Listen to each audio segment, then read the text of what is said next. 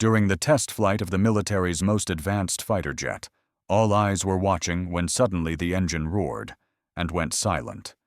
A billion-dollar project stood on the edge of failure.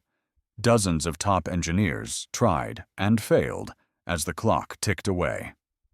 Then a veteran general remembered a forgotten name, a mechanic soldier he himself had discharged years ago.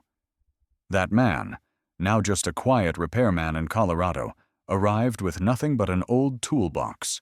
No one believed he could help, until he laid his hand on the aircraft and uncovered what every expert had missed.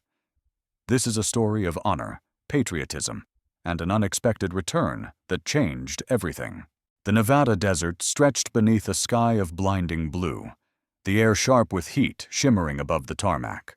At Fort Liberty Air Base, rows of polished vehicles and uniformed soldiers stood like statues, all eyes fixed on the sleek silver figure of the new experimental fighter jet resting on the runway. This was supposed to be the future of American air power, a billion-dollar marvel of engineering, and today was the day it would prove itself. General David Harrison, a man of 60 with a square jaw dusted with gray stubble and eyes like flint, stood with his arms folded behind his back. His uniform, crisp and heavy with decorations, could not hide the burden he carried on his broad shoulders. Harrison had spent 40 years in the service, seen wars ignite and end, but his pride and reputation now hung on this aircraft's performance. His stern gaze betrayed little emotion, but beneath it churned a storm of doubt. He had learned long ago that machines, like men, could betray when it mattered most. The pilot selected for the demonstration, Captain Ryan Walker, climbed into the cockpit with youthful confidence.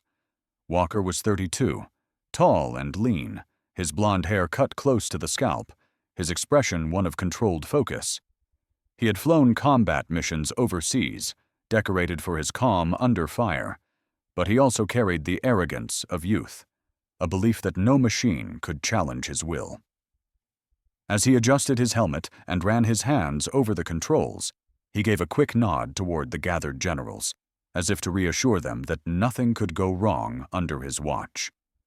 The crowd of officers and government officials murmured with anticipation as the jet roared to life, its engines growling like a caged beast ready to strike.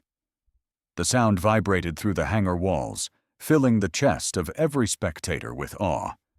Harrison allowed himself a rare flicker of pride, whispering inwardly that perhaps this time America had outpaced its rivals.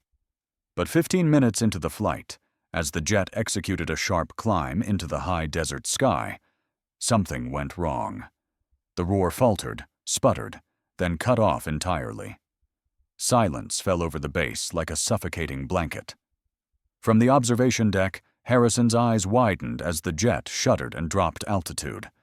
Captain Walker's voice crackled over the radio, steady, but edged with alarm. Engine failure, attempting emergency landing. The aircraft touched down hard, tires screaming against asphalt, wings trembling with stress. Sparks flew as the landing gear bent under the strain, but Walker managed to keep the jet on the runway until it ground to a halt. The crowd gasped in unison, a chorus of disbelief. Harrison's jaw tightened. He had been in enough battles to know the look of disaster. Around him, engineers in crisp white coats scrambled, their voices a chaotic blur of panic. The pride of the military had just faltered before their eyes. And though no one spoke it aloud, the thought pressed into every mind the future was slipping away, and perhaps no one could stop it. The hangar echoed with the clatter of tools and hurried voices as the crippled fighter jet was wheeled back into the maintenance bay under floodlights. The once celebratory atmosphere had soured into something darker. Every officer knew the implications of a failed demonstration. General Harrison stood near the edge of the hangar floor, his rigid posture betraying none of the storm brewing inside him, but his mind raced with the unspoken judgment from superiors and government officials alike. The first to arrive was Dr. Alan Brooks, the lead systems engineer from a major defense contractor. Brooks, in his mid-40s, wore a tailored gray suit beneath his lab coat, his hair slicked back with precision, and rectangular glasses perched neatly on his nose. He had built his career on presentations and data models rather than grease-stained hands, and though his resume was impeccable, he lacked the patience to dig beyond what the computer screens displayed. His voice was clipped, confident, but there was an edge of insecurity underneath as he barked orders to his subordinates. Beside him, Dr. Emily Carter adjusted the sleeves of her lab coat. She was in her late 30s, slender and tall, with auburn hair tied back into a tight bun and a face that carried both sharp intelligence and a constant tension between pride and frustration. Emily had grown up as the daughter of a mechanic in rural Kansas, watching her father repair tractors with intuition no machine could match. Yet she had pursued the academic route, earning her Ph.D. at MIT and joining defense projects where her brilliance often clashed with her colleagues' arrogance. She crossed her arms as Brooks dismissed one of her suggestions with a wave, her jaw tightening, but her voice kept in check. She knew this was not the moment for arguments.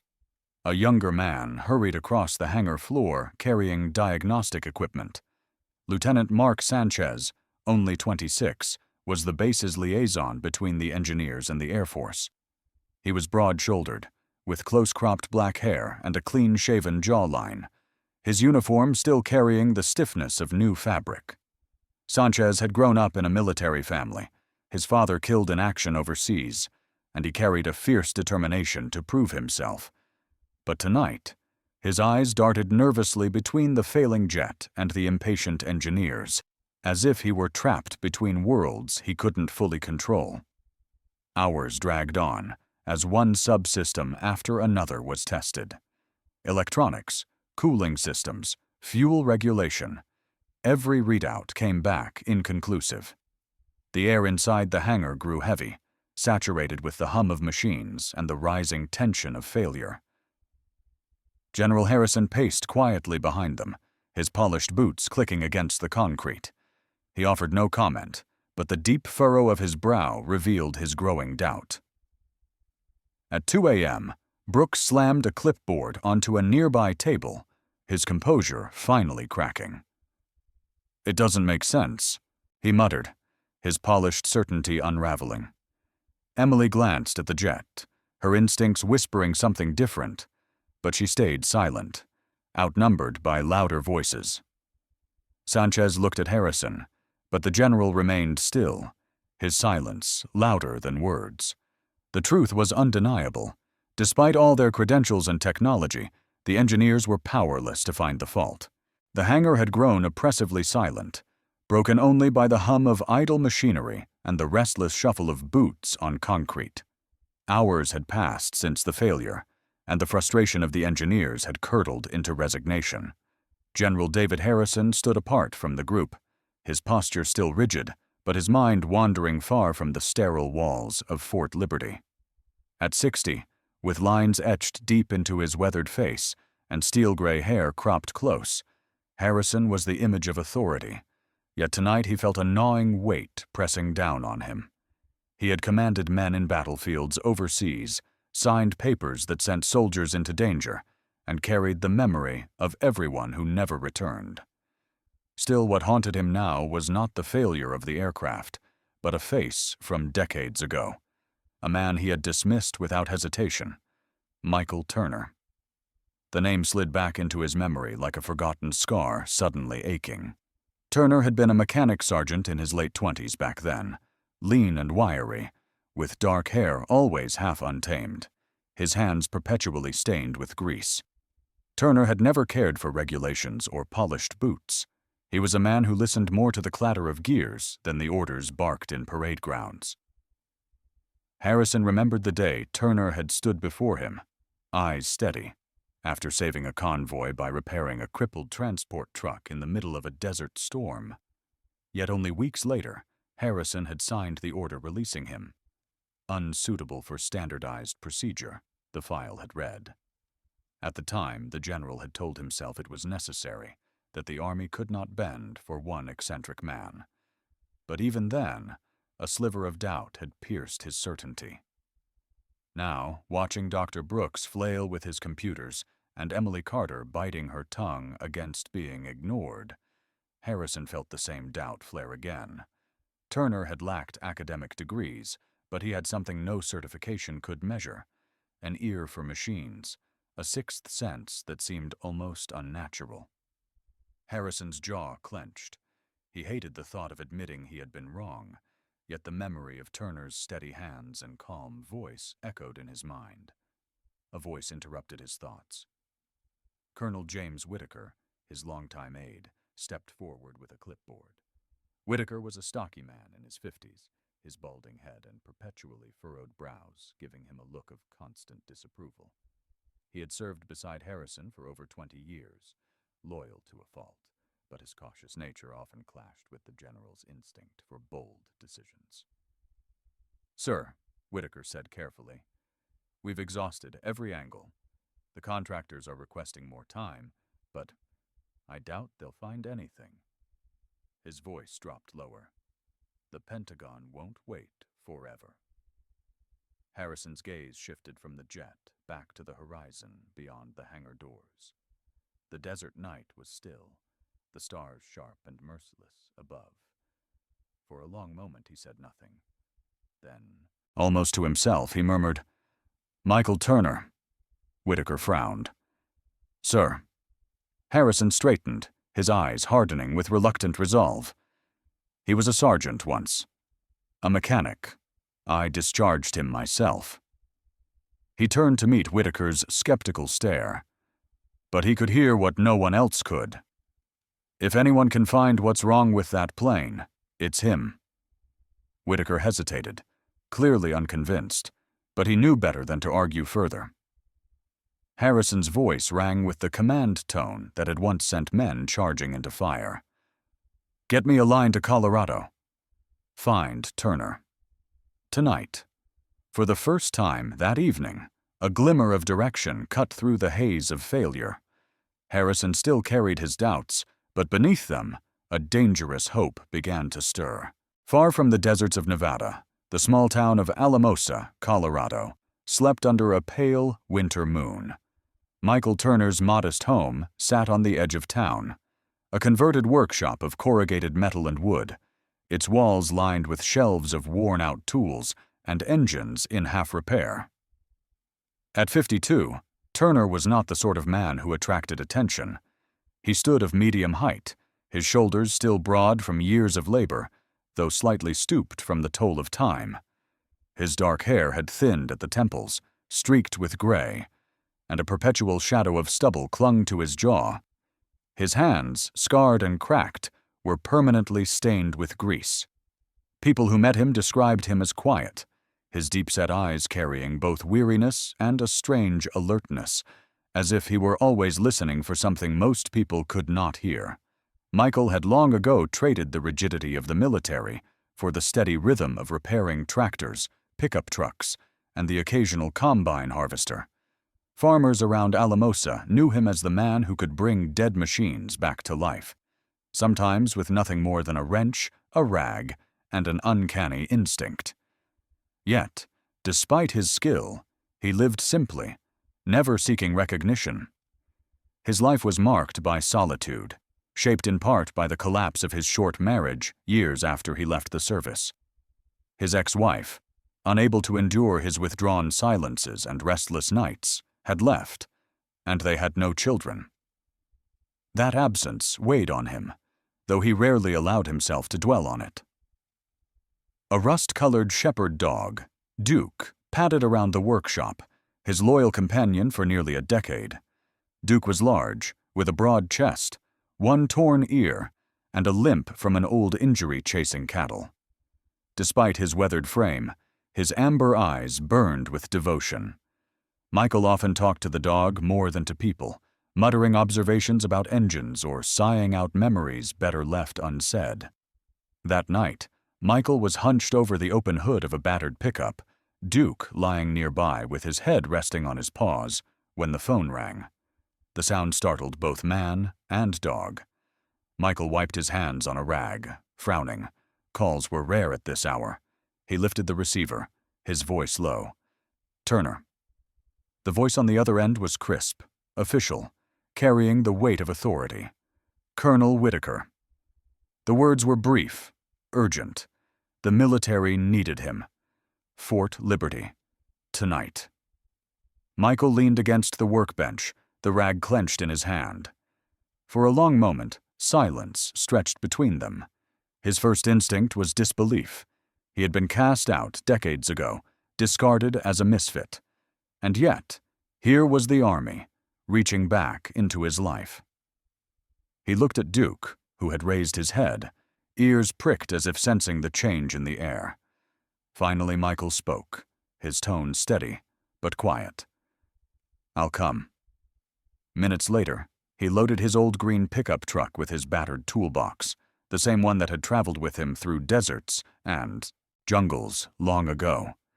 The engine coughed before roaring reluctantly to life.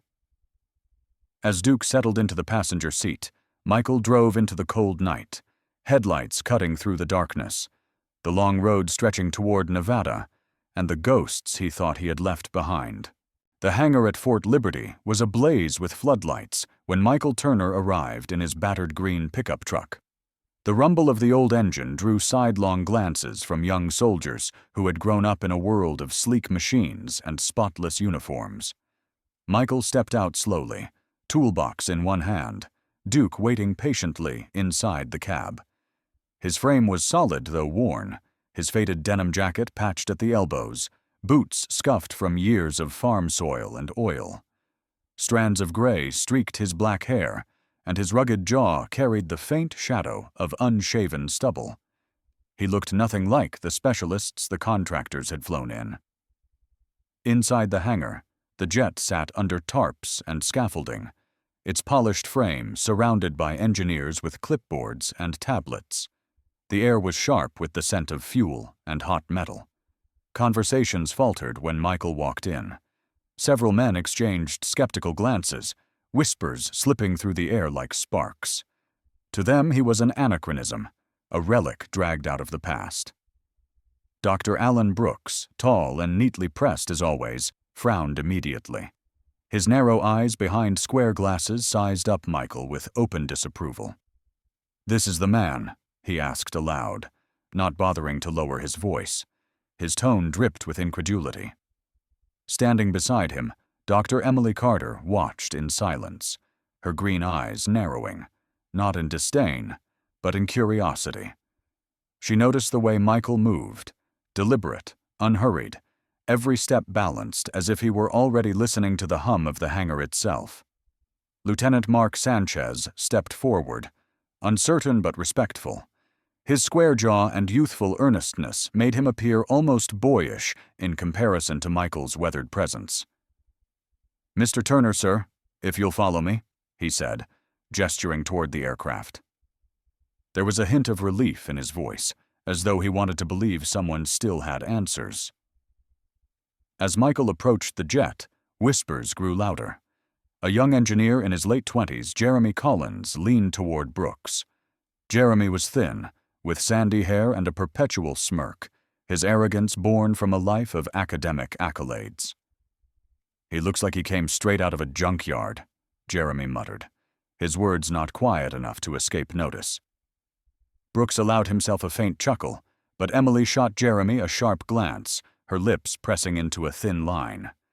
General Harrison stood off to the side, his tall frame casting a commanding silhouette. His arms remained folded, but his eyes never left Michael. He had gambled his reputation on this decision, and though he heard the whispers and saw the looks, he chose silence. When Michael stopped before the aircraft, Harrison finally spoke, his gravelly voice carrying authority across the hangar. "Give him a chance." Michael set down his toolbox with a metallic thud. He didn't defend himself, didn't respond to the murmurs. Instead, he rolled up his sleeves, revealing arms corded with muscle and scars from a lifetime of labor. His gaze swept over the machine, not in awe, but in familiarity, like a man greeting an old adversary. Without a word, he reached for his flashlight, ready to begin. The hangar grew quiet as Michael Turner crouched beneath the belly of the fighter jet, flashlight beams slicing across gleaming panels and shadowed recesses. The engineers, clustered nearby, exchanged impatient glances, their murmurs echoing against steel walls. Michael worked silently, the weight of judgment pressing in, yet he carried himself with the calm of a man who had lived half a lifetime with skepticism in his shadow. He placed his palm against a section of the fuselage, then leaned closer, pressing his ear to the metal as though listening for a heartbeat. He pulled out a battered stethoscope, an old mechanic's tool long dismissed in modern hangars. Jeremy Collins snorted audibly, his sandy hair falling across his eyes as he whispered to Brooks, "Is he planning to heal it with that toy?" Brooks smirked, but Emily Carter watched intently, her brows drawn, intrigued by Turner's unusual confidence.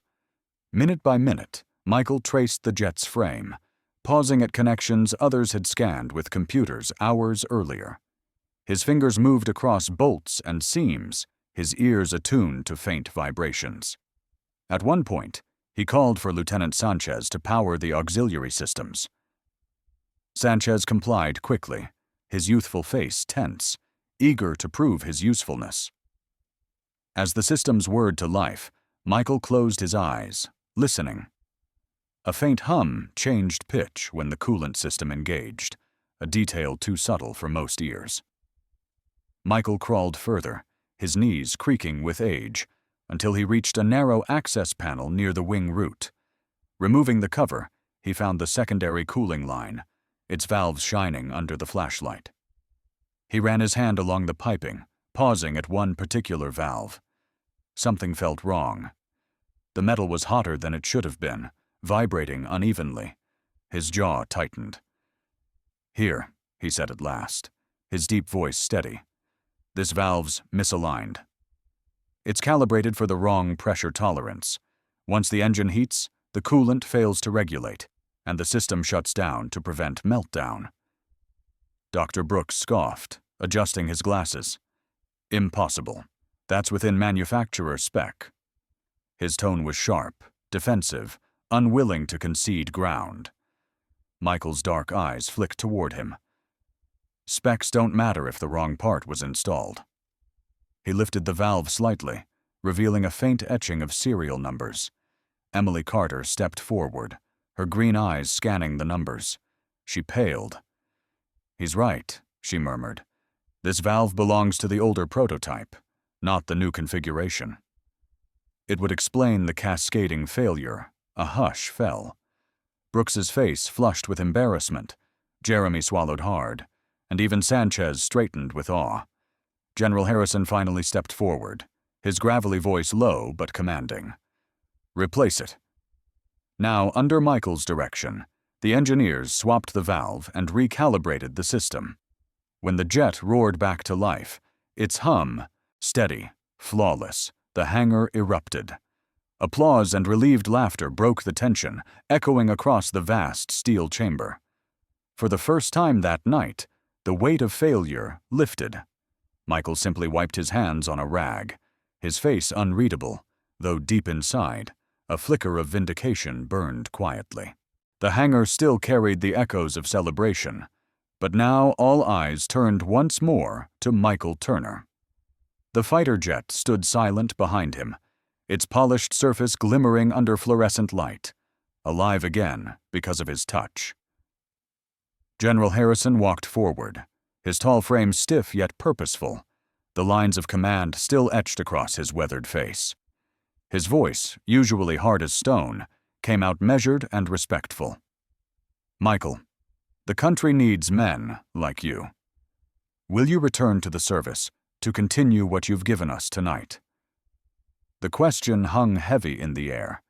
Engineers froze in place, their expressions shifting between awe and expectation. Dr. Brooks pressed his lips together, humbled but unwilling to meet Michael's gaze. Jeremy Collins lowered his head, the usual smirk gone, replaced by silence. Emily Carter folded her arms across her chest, her sharp eyes fixed on Michael, not with judgment, but with genuine anticipation. Lieutenant Sanchez stood straight, his youthful shoulders tense, as if the older man's response might define his own path forward.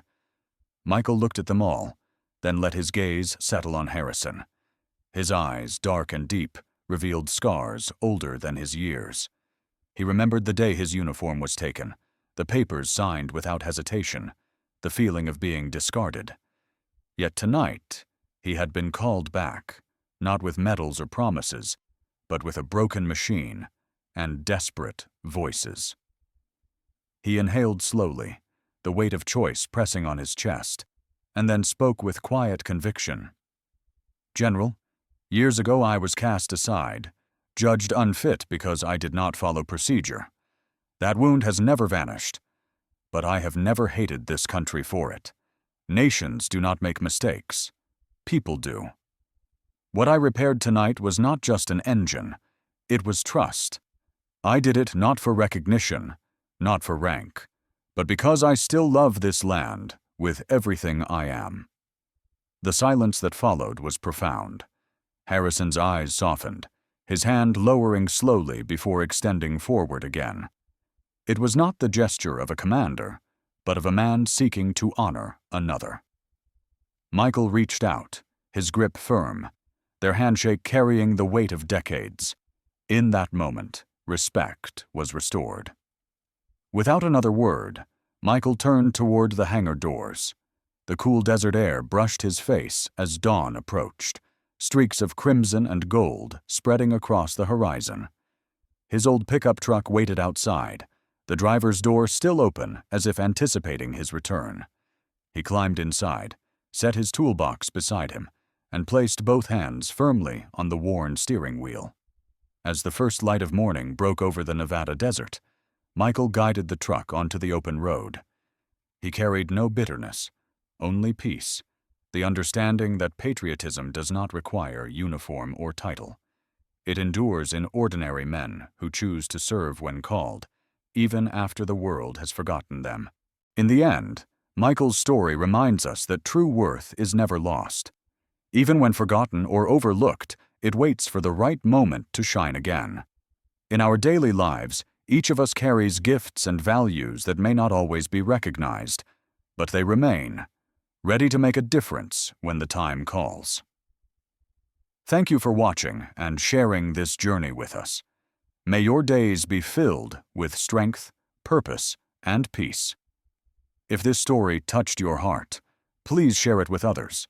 Leave a comment with your thoughts, and don't forget to subscribe to our channel for more stories of courage and hope. Together, let us keep these lights burning.